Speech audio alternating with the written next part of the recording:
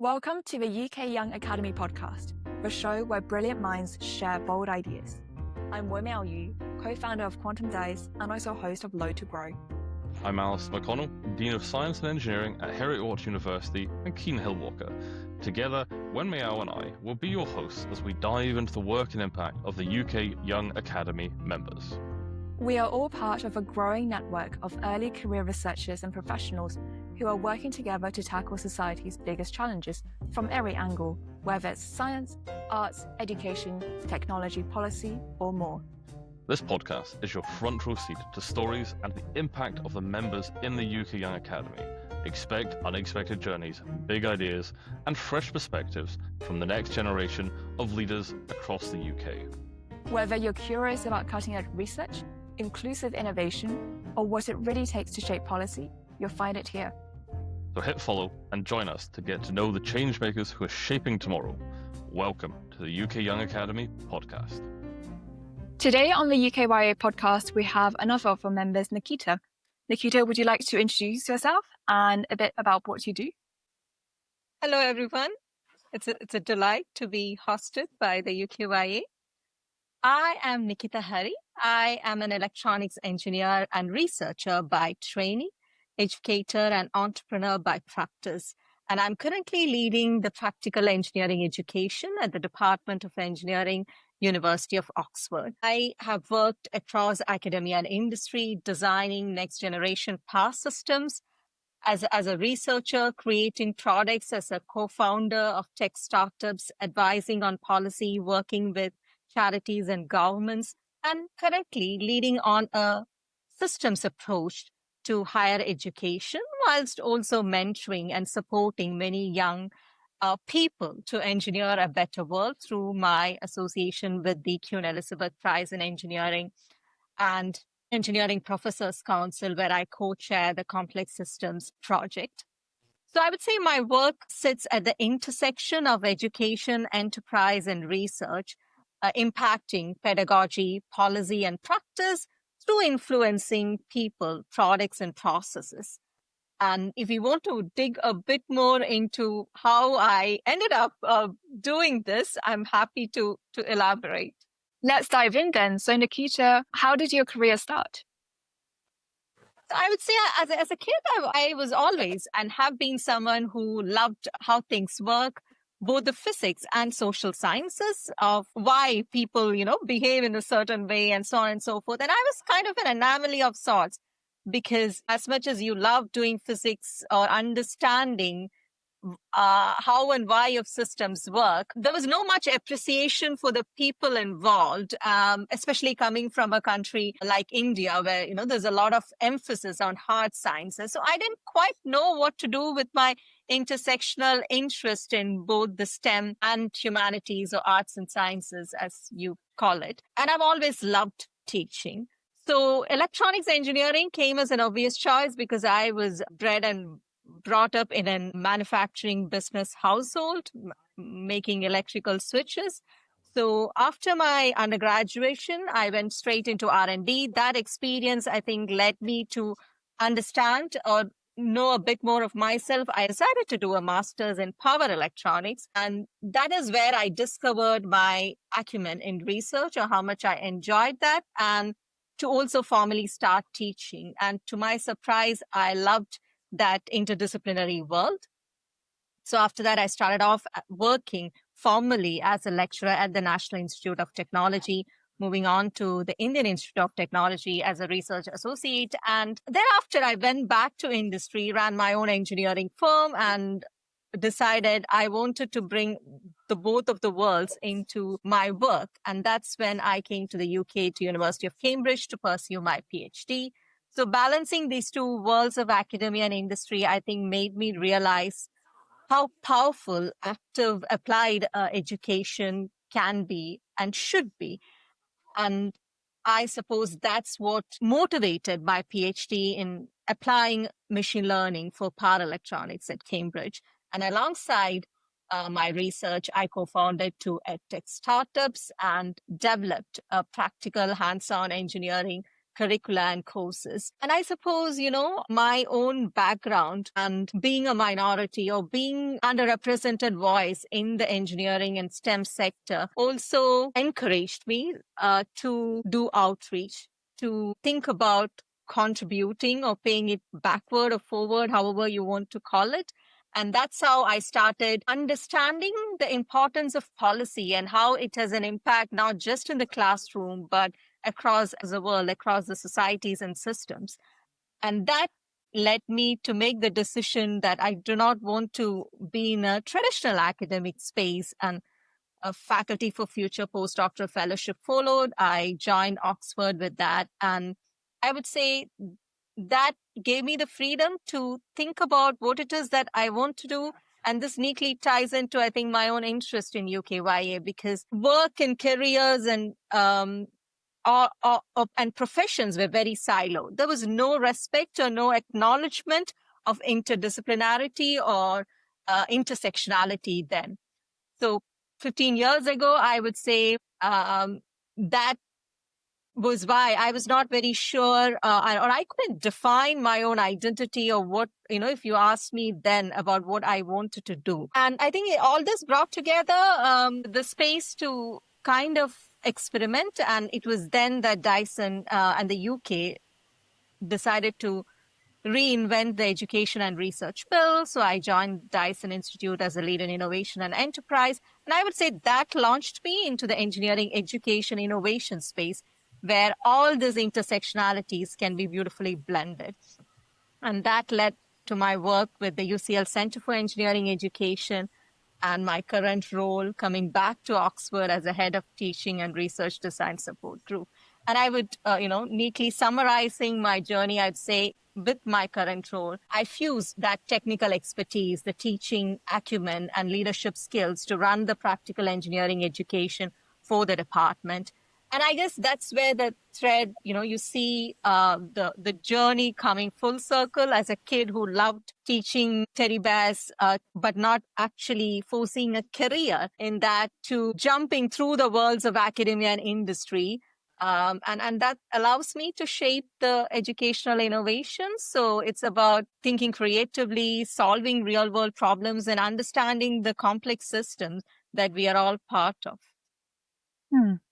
That's great. Thank you, Nikita. If you were speaking to someone still doing their undergraduate in the sciences now, and they wanted to work in a similar field as what you're doing now, what is one piece of advice that you would give them? I would advise students to make the best of every opportunity, every platform that comes their way. And I would very strongly encourage or recommend people to take risks, right? You study best when you study through failures. Failure is always the best lesson, but I think we have all become very risk averse. You want to know exactly where you want to be. So I would say very much be for that approach to life or career or profession where you appreciate the journey and not the destination. Like you have to learn through different experiments, and you have to learn it by doing, and put yourself out there, grab every opportunity that comes your way, right? So that's what I would say. Like, do not take life too seriously, that you are constantly fearing of failure, and to see it not as failure, but to reframe it as another learning opportunity. So embrace failure and explore the world of opportunities is what I would advise if it was a one-liner. Thank you. So you've really gone through a lot of your work, how you got into it, and it's fascinating to hear exactly what your drive was, and the whole aspect of kind of learning, having learning points instead of failures is really a great thing to hear. Could you actually tell us about some of the work you've been doing with the UK Young Academy? Thank you. So I suppose, drawing on my own interest, and I've always seen UKYA as that unique and rare space where early to mid-career, very young voices can find or create our own identity, space, and do meaningful work through collective action. And that's how I see UKYA. Now, what am I doing or how am I contributing to this space? I'd say I'd like to shed a bit more light on the science and technology diplomacy project that I co-lead. So whether it's AI ethics, climate tech, or health equity, we all can agree that diplomacy is at the heart of today's global challenges, particularly in the current polarized climate we are all grappling with. To make things worse, early to mid-career voices are often missing from these big conversations, and that's where our project, Science and Tech Diplomacy in a Changing World, comes in. So, led by a brilliant team, Sandeep, Claire, Jennifer, and Alice, alongside myself, we see this as an opportunity to help build skills, create opportunities, and grow a network of future leaders from the UKYA who are ready to influence international collaboration, be it from climate negotiation to digital diplomacy. So as much as it is about education around diplomacy, it would also be about creating a shared language or vocabulary for engagement, focusing on capacity building. So giving people the tools, the networks, and a clearer platform for bringing the ideas or bringing their voice to the diplomacy world, which generally looks down upon younger voices. And a large event at the British Academy brought together scientists, engineers, policymakers, and non-state actors. And I think it clearly showed us that diplomacy is not just about embassies. And I think that's our point. It is co-created in classrooms, in cities and communities. So we really want young academy members to be able to come together and be part of the big and bold conversations happening around us. I would say, that science tech diplomacy project is absolutely fascinating and definitely, as you said, essential in this current climate. And you're really, justifiably proud of that project. And I would be as well. I wish I was on that one, but I look forward to reading everything that's coming out of it. But as well as all the successes, sometimes we do face some challenges. So, what challenges have you faced along the way, and how did you actually overcome those? Maybe in the UKYA or even just of your career journey. Obviously, I think, the biggest challenge of working in an interdisciplinary or an intersectional field is there is always an identity crisis, maybe much less than before. I think we are currently in the right place and time where organizations such as UKYA exist to give credibility and voice and to amplify our voices. So I think finding my own voice drowned in the noise of the world amongst the different, careers and the different opinions and perspectives around it was personally a very difficult challenge to begin with. But navigating that space, and now, when you look at allowing or giving myself the freedom to believe in what I'm doing and my interests are, and also constantly, I think, relearning, reinventing, so skilling, upskilling, and believing that your skills are all going to matter at some point, right? So doing what you believe in was probably the most important thing that got me to where I'm currently. But the challenge was, I think, constantly needing to fight those battles because, when there is no acceptance and acknowledgement, and when you're doing something which is not within the normal, it is always a difficulty. And coming now to the UKYA, I think even if you look at the project or even if you look at other aspects, it's often all this, it's a unique and rare space, like I've pointed out before, and all these big and bold ideas. And often there are abstract conversations to make that into a tangible, impactful initiative or project, and doing that at scale, I would say is the biggest challenge. And I think that's why in our own project, we've looked at it because diplomacy is a very, chaotic, especially currently, and a diverse world. So what exactly is that we want to do? So to decide your first step and to think about the impact of it and how are you going to measure the impact of it, and going through that process and of that was, I think, the most challenging. I mean, once you figure out the first step, then it's fine. Things fall in place, people come together and things fall in place. But the beauty of it, I think, is definitely the people, right? Obviously, people are the heart of every system. And UKYA is no exception, but I think it's a very eclectic mix of people here. And I think that's what the diversity of thoughts and perspectives, and to be able to be in a space which respects those differences and to agree to disagree. I think it's quite important in today's world as well.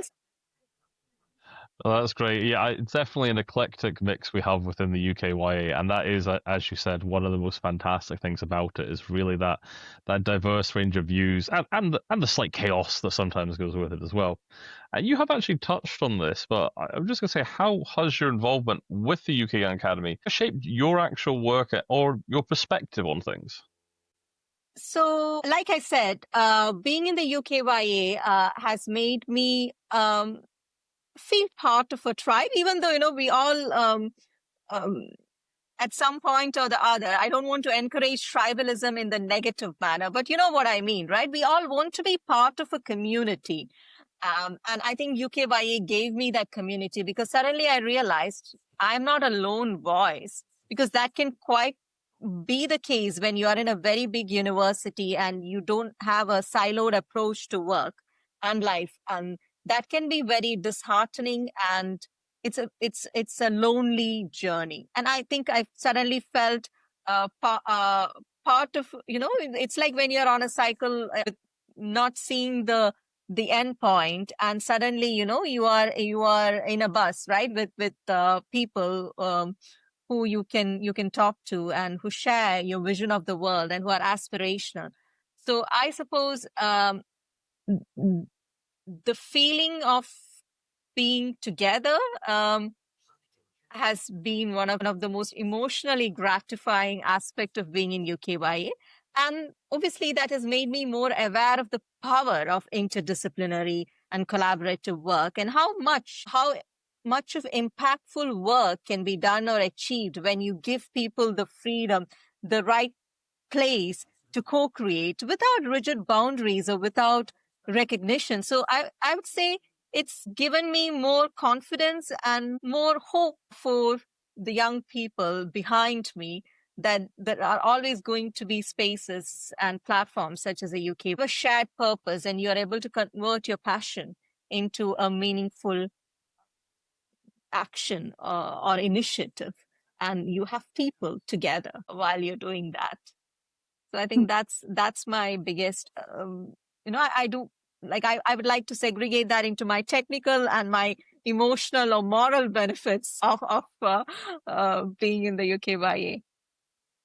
Yeah. That's great, and it's really good to hear that. And of course, a lot of us, we're just kind of still setting the foundations in a way for hopefully all the generations to come through the UKYA. You did briefly say impact when you were just talking there, and kind of, in a way, what do you hope your work, so the impact of your work, will have within the UK Young Academy community, or kind of beyond that? I mean, you touched on it a little bit, but do you want to elaborate? So I think from a personal perspective, I'd love for, again, maybe, and I should roll back a bit. And if I look at how I would describe my work in a line or something, I'd say I inspire young people to engineer a better world. So if I draw on the same aspiration, I think I would see my work through the project or all the different initiatives of UKYA, giving young voices the right space and credibility to embed interdisciplinary insights. For myself, I would say, as an engineer, right, I would like to see this as an opportunity to give that acknowledgement that engineering doesn't happen in isolation. Engineering should, be neatly working with humanities. And the blend of all this is how decisions are made globally, but there is not much of a acceptance of the fact. So personally, I would like to see more of engineers and social scientists, and people from all different walks of life work together to solve global problems. And as this is a first step, I see UKYA as being an initiative community which can educate people about the need to do collaborative work so that all these diplomatic or all the initiatives don't have, it's like you're talking about AI from technical terms and ethics is an afterthought because people think that AI is more of a hard science. So it should be ingrained into the design from the start. So I think creating that intersectionality and interdisciplinary aspect into the design process right from the start, whatever it is that we are talking about, from government policies to technical projects. And I think that's where I see organizations such as UKYA leading the way. That's great. And just almost a final one on this section is you talked about challenges, things you've learned, things you really hope the UKY strives for. But are there actually any key lessons, if you don't summarize, or that you maybe missed out, lessons that you've learned through your UK Young Academy involvement?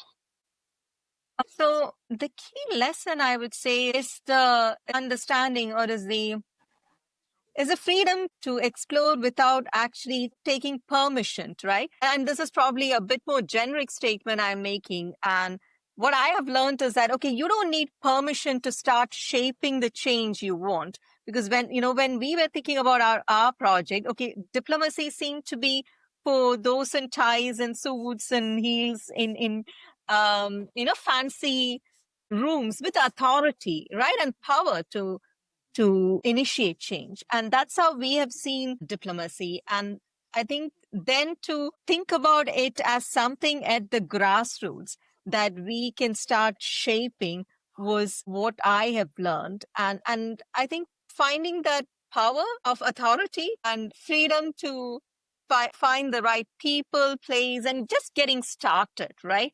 So I would say nothing small is insignificant is what I've learned. That would be a big lesson. And that's what I want to keep reminding myself. Nikita, I think a lot of what you said earlier really resonated with me as well about finding your tribe and finding a community of action-focused individuals in the UKYA. I think that was quite refreshing as well. And so how can other members of the UK Young Academy help or support with your work? So, yeah, I would say, I would see UKYA, right, becoming that go-to network for very bold cross-sector projects and initiatives where ideas are tested without the fear of failure and can be tested quickly and collaboration cross boundaries and disciplines and so on. So for our current, we are planning the next phase of our work and taking it from conversation to education and action and building international partnerships across the UK and globally. We would encourage anybody from the UKYA who's interested in just even understanding what diplomacy is or redefining diplomacy even and reinventing the space, whether it's learning or contributing, you're more than welcome to reach out to us and join the team. That's fantastic. Thanks for sharing a bit about some of the potentially exciting projects that you have under the belt at the moment. So for you personally, Nikita, where do you see yourself in, say, 3 years' time? Probably, with all the work that's going on at Oxford, with the engineering education, with the new building projects, the future teaching, I think I would see myself having influenced or having designed and delivered projects that I'm currently leading or initiating. And in 3 years' time, I think I would see the fruits of my action. And as far as UKYA is concerned, I think I would obviously be by the time, I think almost in the exit road of becoming a proud alumni, paying it forward and backward in through mentorship and so on and so forth is how I imagine what I will be doing. But in introspecting or reflecting back, I would also say that 3 years down the line, I suppose higher education space is going through a turmoil, and I would probably expect more stability in the space as well. So yeah, I'm quite looking forward to what the future awaits, but I don't see anything dramatically different to what I would be doing. And I'm somebody who don't plan for my next 3 years, in the sense that there are so many things happening. So I think I am waiting for the culmination of all that, and to see the impact that has had on people and projects and policies. Just picking up on a point that you mentioned earlier, what is one challenge in the higher education space that's affecting you now that you would hope to have been resolved or to have passed over in 3 years' time?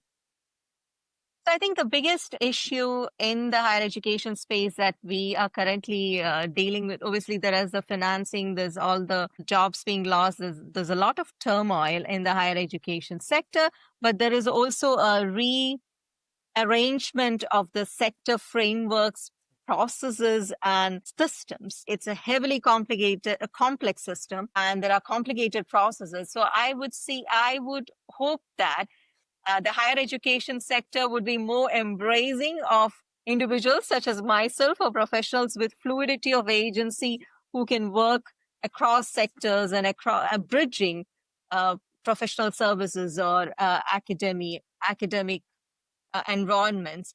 So I think in 3 to 5 years' time, I'd see a dramatic shift in how rewards and recognition, in how retention, in how not just for students, but also for professionals in the sector, right, are currently dealing with. So I think, as much as I like to be hopeful, I would say the higher education sector would need to be more collaborative than it ever has been, and it cannot work in siloed manners. So I expect more integration, embracing intersectionality and interdisciplinarity in the few years to come. Thank you. Now, Nikita, we enter into the quick fire questions. I'm going to ask you 3 questions and hope that you'll be able to respond with the first thing that comes into your mind. So the first question is, what is the best piece of advice that you've received? Say yes to opportunities, even if you think you're not quite ready, and you will grow into them. What is one thing that you personally cannot work without? A notebook, whether digital or otherwise. I think I am very much I have to sketch, I have to write, I have to strike. So all my creativity and my stress or whatever it is have to be conveyed, I think, through that, whether it is writing or drawing or whatever. Interesting. A lot of engineers that I know also have that trait. And final question, what is a book, podcast, or a resource that you would recommend? Since we have talked a lot about intersectionality, interdisciplinarity, the higher education sector, and somebody who's in the space, I would strongly recommend a book called The Impact of Integrated Practitioner in Higher Education. And so it's a narrative, it's case studies of people working in the sector who have led the world or who led the change when everybody else were working in silos. So it's about third space profession and professionalism, and that's what I would recommend. Great. Thank you, Nikita. So it's been really great talking to you, Nikita, and I just want to thank you again for taking the time out of, by what sounds of it, an incredibly busy and hectic schedule to talk to the both of us, and obviously then to talk to everyone through this podcast. It's been great to hear about everything that you do, everything you fit into today, and I do have to say, I echo you. I always have some method of, whether it's a notebook, my phone, something I can write down notes, I can sketch out. 100% I agree with you on that one. I just want to ask if you've got any final thoughts or advice, and also where can people actually learn more about your work or connect with you? So final thoughts. I think I've probably touched upon this many times, but it's that change happens when we connect ideas, people, and purpose, find collective meaning, and that's what UKYA has given me and many of the likes of me, a space to find our tribe, to connect across disciplines and make a real world impact. So whether you're an engineer, artist, or a policymaker, your expertise matters in shaping the future. And you are welcome to connect with me on LinkedIn. And you can follow our UKYA projects through the UKYA Academy website and socials as well. So thank you very much once again for having me here. Thank you for listening to the UK Young Academy podcast. If you enjoyed this episode, hit follow and leave us a review. Stay tuned as we've got more incredible voices and stories coming your way. Until next time.